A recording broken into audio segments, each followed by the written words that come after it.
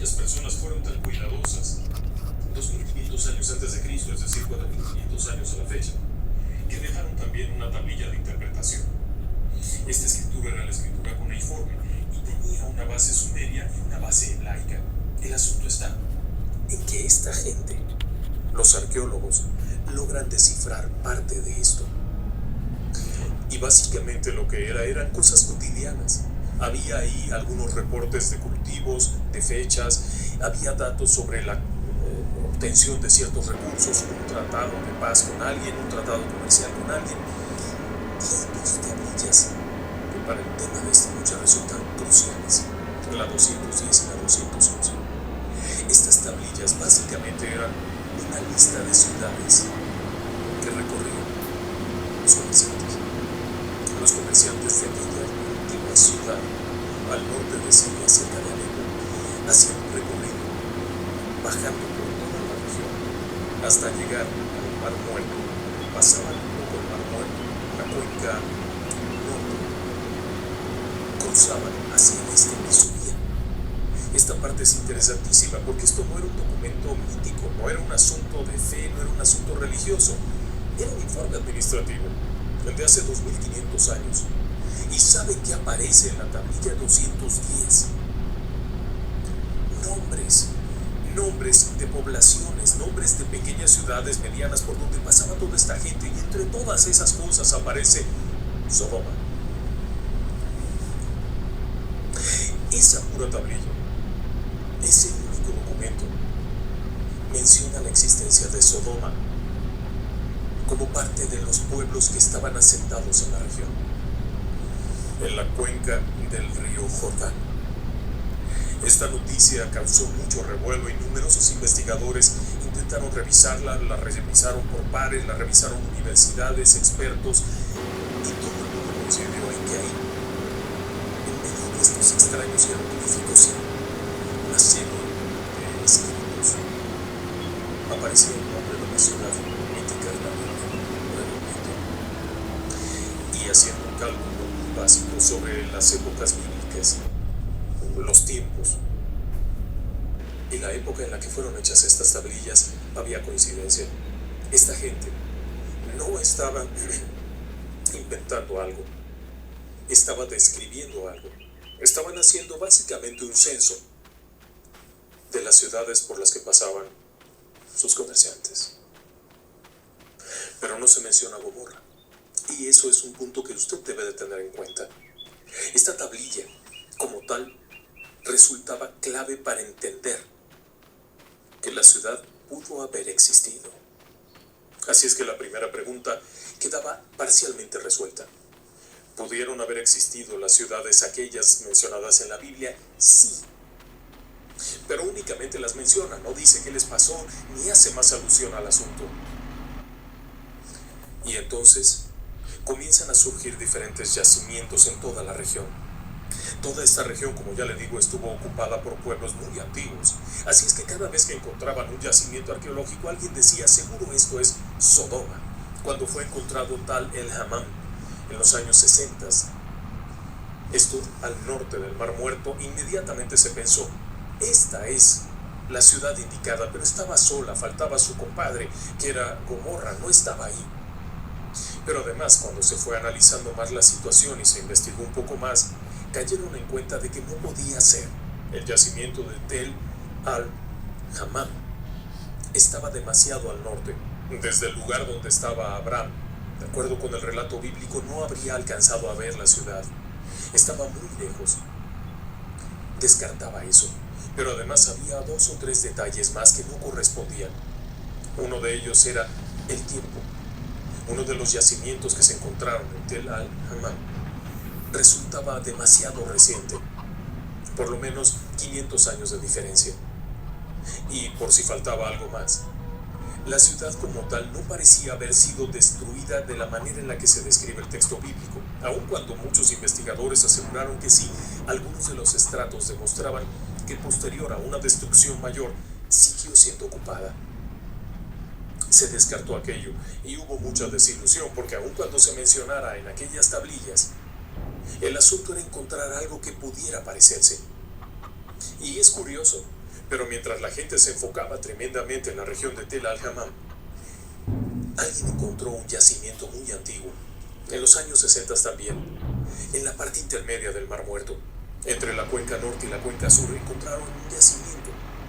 Pero cuando regresaron a hacer estudios más profundos ya lo habían destruido y habían construido cosas encima. El yacimiento creo que era Safí. Pero poco después encontraron otro yacimiento, Bab ed-Dra. Esta era una ciudad grande, una ciudad muy impresionante. Pero no solo eso, sino que empezaron a hurgar un poquito más. Y aquí había varias cosas interesantes. El texto bíblico dice que Lot estaba sentado a la puerta de la ciudad. Bab ed-Dra era una ciudad amurallada, con grandes muros, y era muy desarrollada. Era una ciudad evidentemente rica. Había casas hasta de 4 pisos. Había torres, había protecciones, había edificios sofisticados, templos. Era una ciudad grande, debe de haber tenido por lo menos unos 1500 habitantes, que era grande para la época. Hay quienes dicen que el yacimiento es mucho mayor, y es posible. Son muchas las personas que han vivido su fe y han hecho cosas extraordinarias. Santos, santas. Dicen que el yacimiento es mucho mayor, y es posible. Pero de entrada no parecía serlo. Estaba demasiado erosionado. Y se pensó que esta zona era muy pobre y muy árida. No correspondía. Pero no pierda de vista que Sodoma también es descrita como una ciudad que comerciaba con betún, es decir, una especie de petróleo que brotaba naturalmente, y eso sí se daba en esta zona. Y ahí viene más todavía. Conforme se va investigando más a fondo, se descubre que esta ciudad fue destruida 2 veces. Los arqueólogos logran identificar una primera destrucción y antes de 100 años, una segunda destrucción total de la cual no se recupera. Los yacimientos, las diferentes capas, arrojan informaciones claras. La primera destrucción generó la caída de objetos, daños en la muralla que fueron reparados, y se cerró la puerta para abrir una segunda puerta en esa misma muralla. Se puede observar que parte de los escombros fueron colocados y sobre de esto se construyó algo nuevo. Pero luego vino la segunda destrucción y de ahí no se recuperó. Faltaba mucha investigación.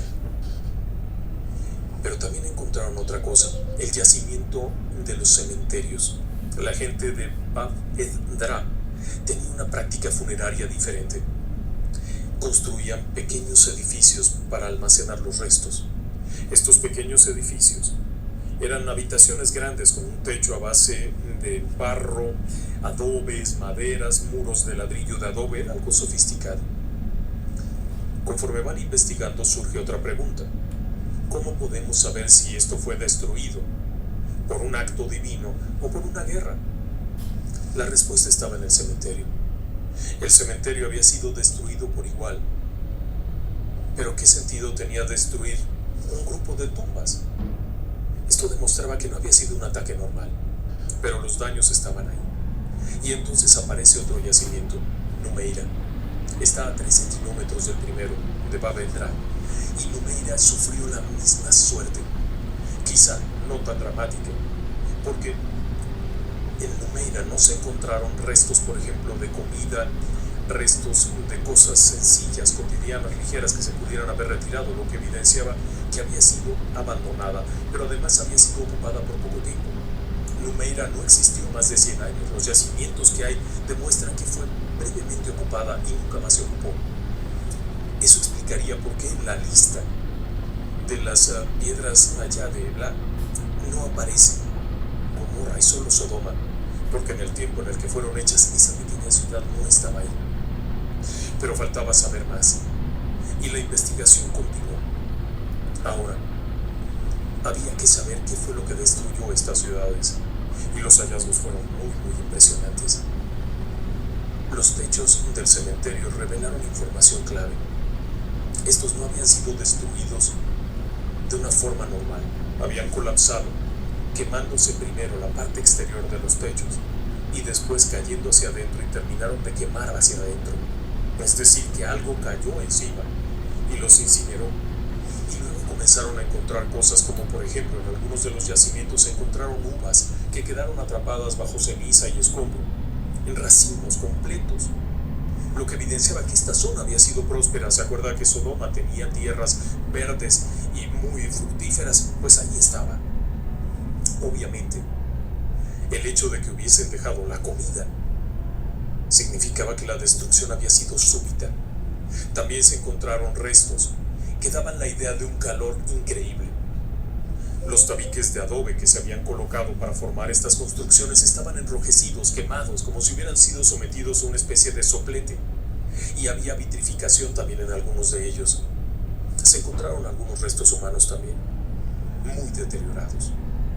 Pero en Numeira los restos estaban mucho más completos y pudieron encontrar señales claras de fuego intenso. Ambas ciudades se encontraban en las planicies. Ambas ciudades habrían sido vistas fácilmente desde las colinas de Hebrón, en Mamre, donde estaba Abraham. Ambas ciudades serían visibles desde allá arriba.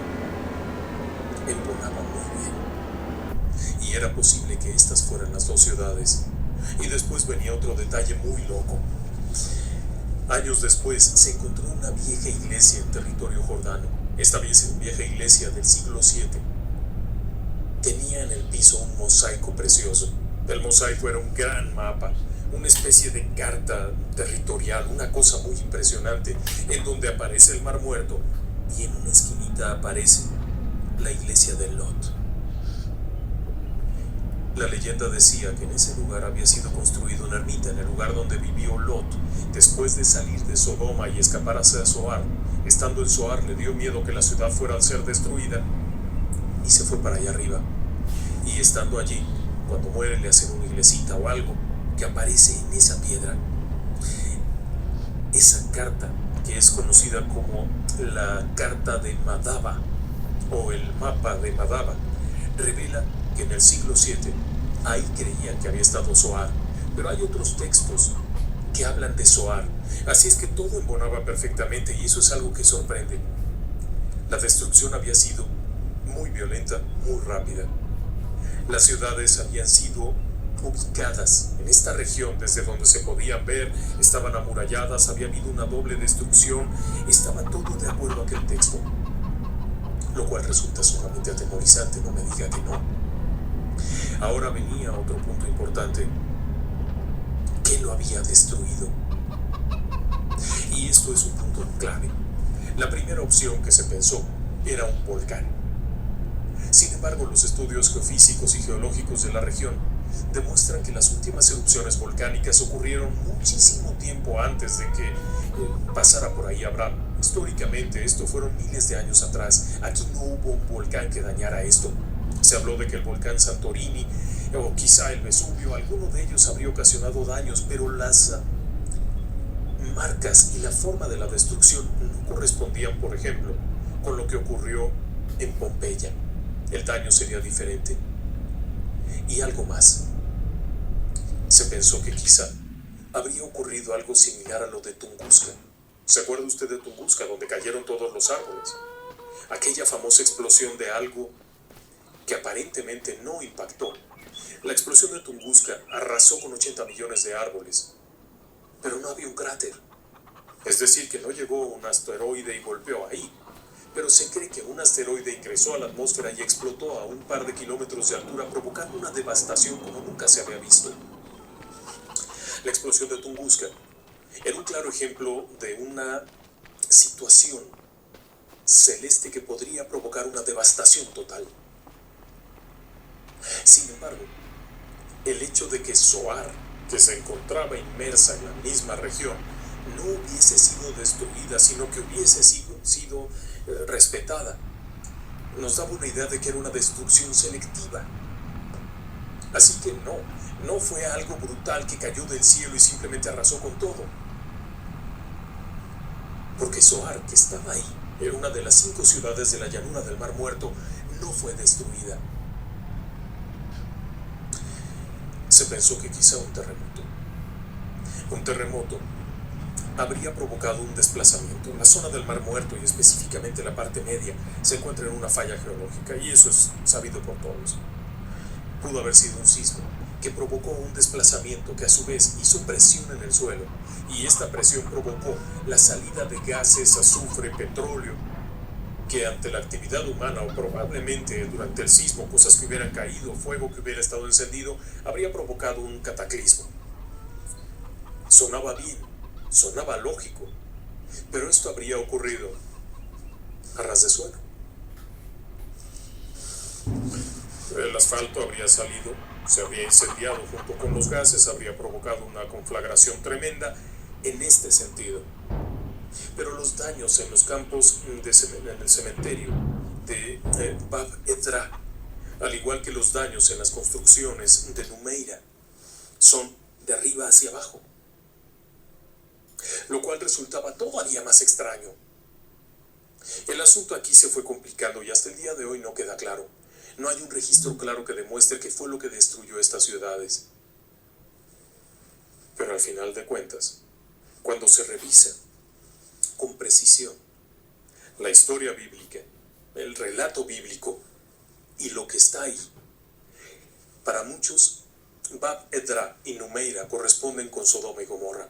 Desafortunadamente, las otras ciudades, que serían Adma y Zeboim, no han sido localizadas. Es posible que los restos estén ya perdidos por la propia actividad humana, porque pudieron haber estado en una zona cercana al Mar Muerto y están debajo del agua. Es difícil saberlo. Pero con esto quedaban resueltas varias preguntas, por lo menos en teoría. La primera, se acreditó mediante las tablillas que existió un Sodoma.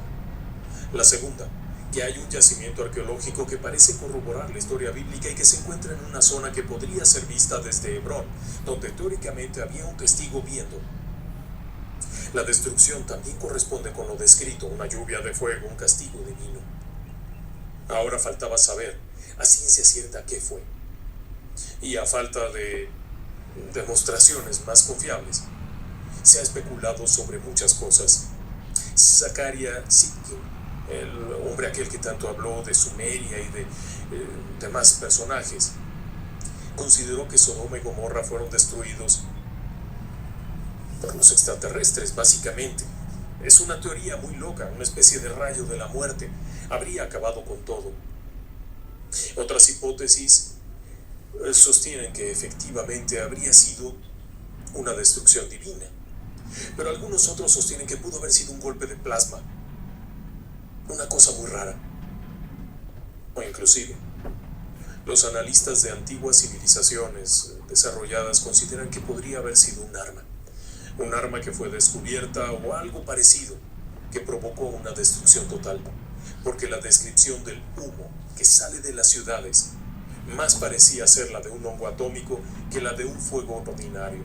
Y es que en la descripción en el Antiguo Testamento, la palabra utilizada para describir ese humo no es la del humo de una cocina que está asando carne, sino el humo que sale a presión de un horno.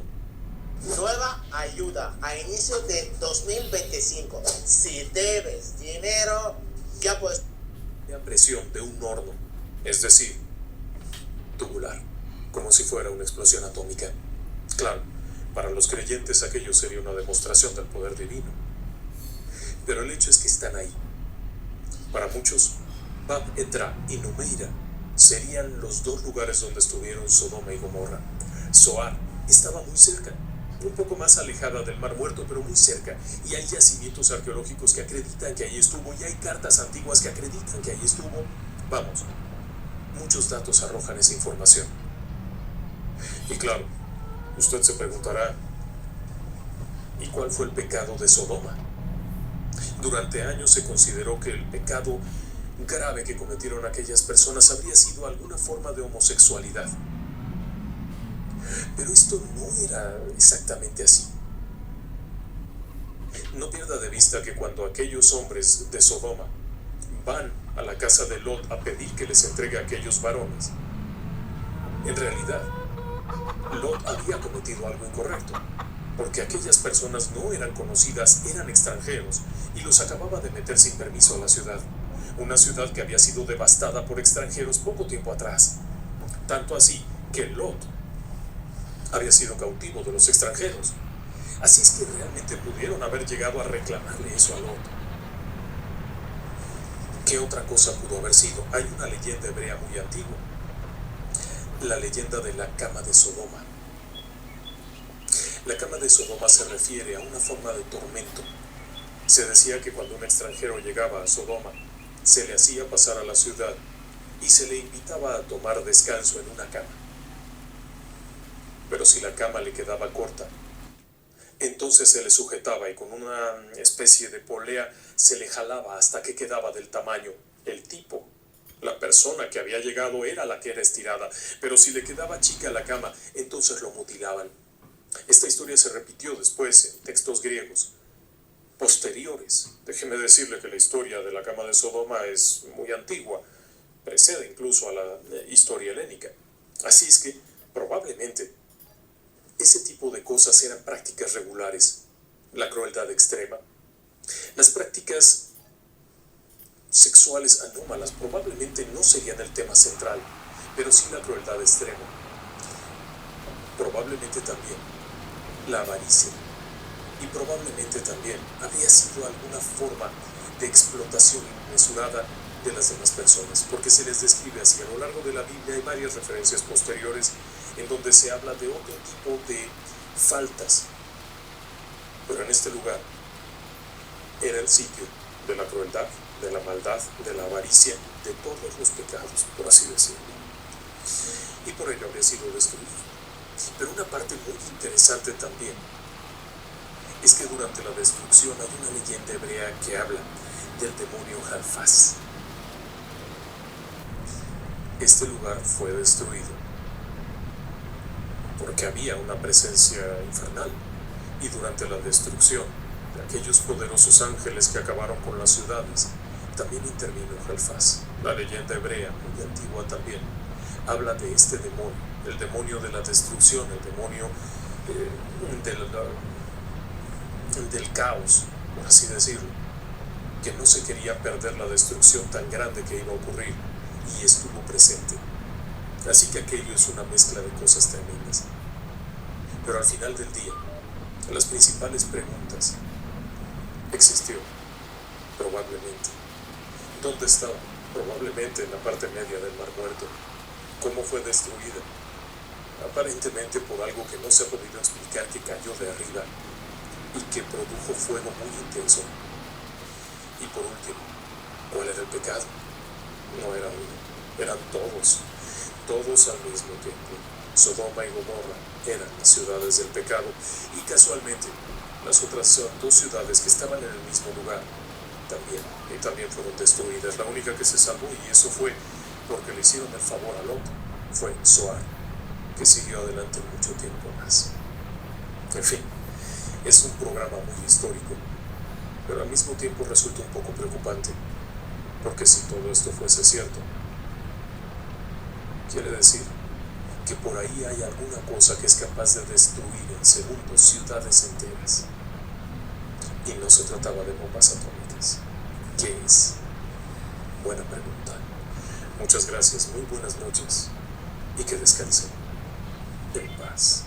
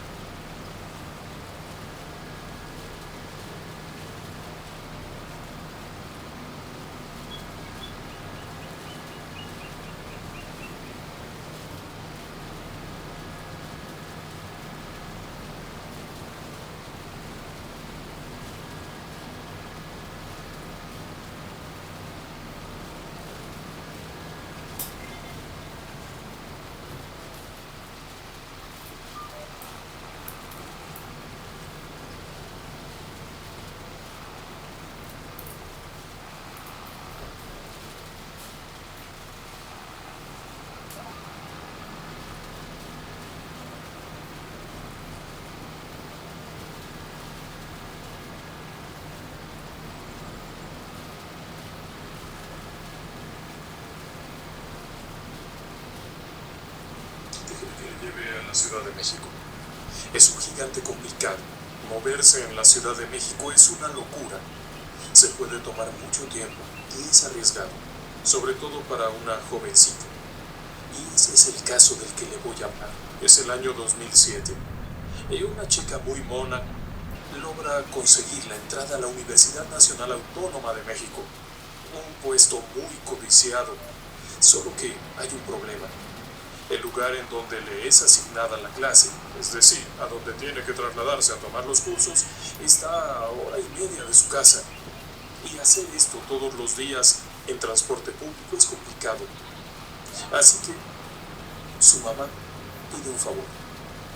Una de sus hermanas tiene un departamento bonito, es nuevo, está en muy buenas condiciones y realmente no se ocupa mucho. Así es que le pide que por favor reciba ahí a esta chica.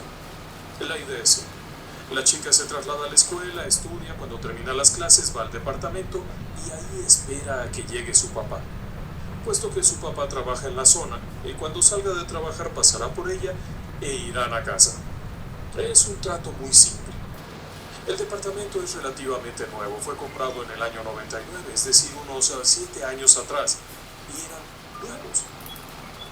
Lo compró la tía porque tenía un crédito, lo que usted quiera y mande. El hecho es que acuerdan aquella situación y comienza a quedarse ahí. No duerme en ese edificio ni en ese departamento, pero tiene un lugar seguro donde comenzar a hacer las tareas, donde tomar algo de comer, donde descansar y esperar a que pasen por él. De esa manera no corre riesgos y todo va muy bien. Hasta el día 1 de noviembre de 2007. La ciudad es un hervidero de gente por todas partes, los cementerios están a reventar, hay un tráfico loco. Y en el departamento están esta chica y su primo.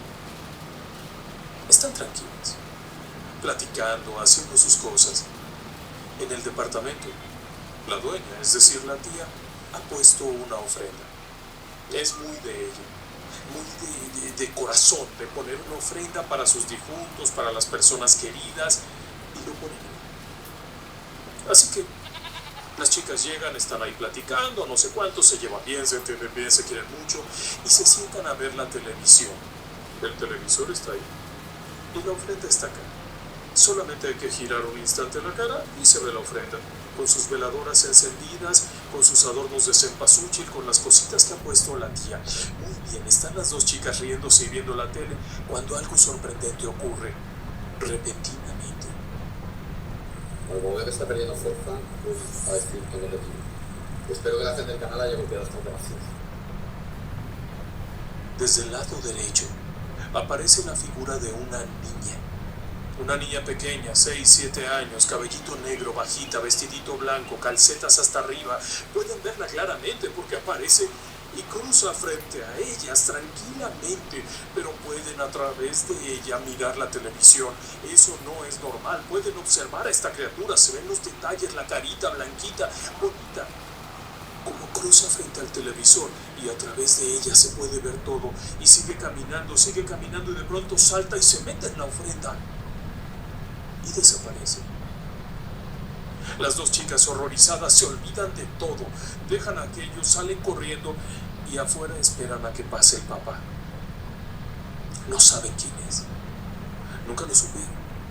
En ese lugar no había ocurrido ninguna tragedia, era un edificio nuevo, o por lo menos es lo que ellas creen.